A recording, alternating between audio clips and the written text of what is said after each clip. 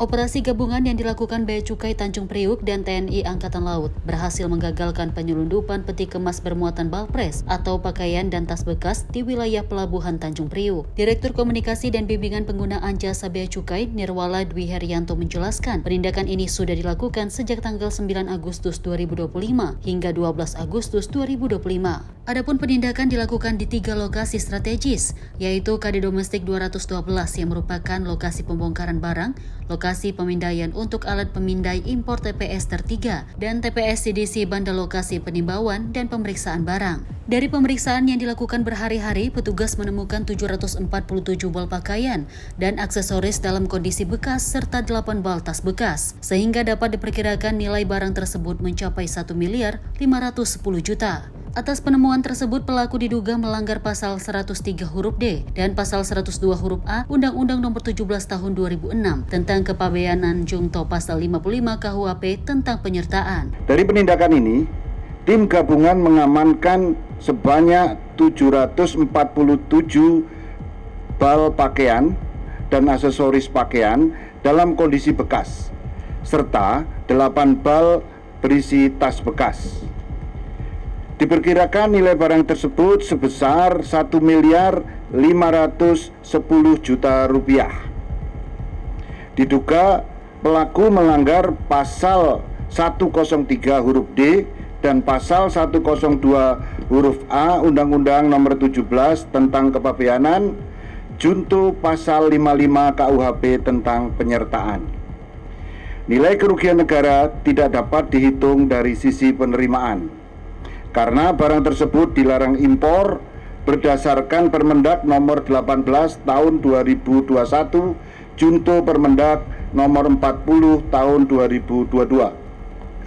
Namun peredaran balpres dapat menimbulkan kerugian imaterial seperti menurunkan citra bangsa di mata dunia, berpotensi membawa penyakit melalui virus dan bakteri, mengganggu industri tekstil dalam negeri, dan mengurangi pangsa pasar produk lokal. Dalam mengatasi permasalahan ini, Panglima Komando Armada TNI Angkatan Laut Denny Hendrata akan dengan tegas melakukan penindakan berbagai bentuk penyelundupan dan akan selalu berkoordinasi dengan antar instansi seperti Bea Cukai, serta bertindak tegas kepada yang berusaha melakukan aktivitas ilegal. Beberapa penekanan strategis. Yang pertama, peningkatan kesiapsiagaan. TNI Angkatan Laut akan terus meningkatkan kehadiran unsur di lapangan untuk mencegah, mendeteksi, dan menindak berbagai bentuk penyelundupan, termasuk pakaian bekas impor ilegal dan minuman keras tanpa izin. Yang kedua, pencegahan melalui kepatuhan, menghimbau masyarakat dan pelaku usaha harus memastikan legalitas seluruh kegiatan impor dan ekspor, menghindari aktivitas tanpa dokumen resmi, dan mematuhi peraturan yang berlaku. Yang ketiga, koordinasi antar instansi. Penindakan efektif memerlukan koordinasi solid antara TNI Angkatan Laut, Direktorat Jenderal Bea Cukai, Polri, PPATK, dan instansi terkait lainnya. Penindakan yang keempat adalah penindakan tegas.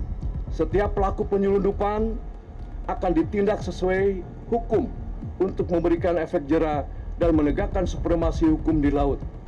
Yang kelima, peran serta masyarakat. TNI Angkatan Laut mengajak masyarakat untuk melaporkan indikasi penyelundupan yang ditemukan di wilayah pesisir, perairan, atau pelabuhan.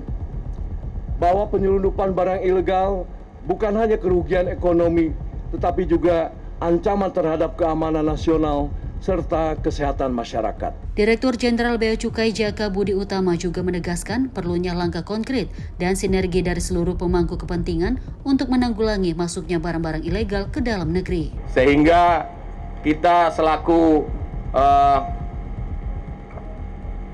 stakeholder yang berkaitan dengan penanganan masuknya barang-barang ilegal, apakah itu bentuknya impor bahan dari luar negeri maupun barang-barang ilegal lainnya yang tidak layak untuk digunakan di dalam negeri, yang apabila kita biarkan tentunya akan berdampak kepada perekonomian negara. Seperti kita ketahui bahwa saat ini kita sedang gencar-gencarnya menangani terkait dengan penanganan barang ilegal yang bisa merusak industri dalam negeri. Seperti contoh industri tekstil yang saat ini sudah mengalami keterpurukan, sehingga kita perlu mengambil langkah-langkah untuk menangani permasalahan ini. Adapun dampak dari peti kemas yang berisi pakaian bekas dapat menimbulkan penyakit menular akibat pakaian bekas yang tidak melalui proses sterilisasi. Penggagalan penyelundupan pakaian bekas bisa berhasil dilakukan karena adanya kerjasama dan koordinasi yang erat antar instansi. Dari Jakarta, Konita Putri, Ronda Bayu, Sinpo TV melaporkan.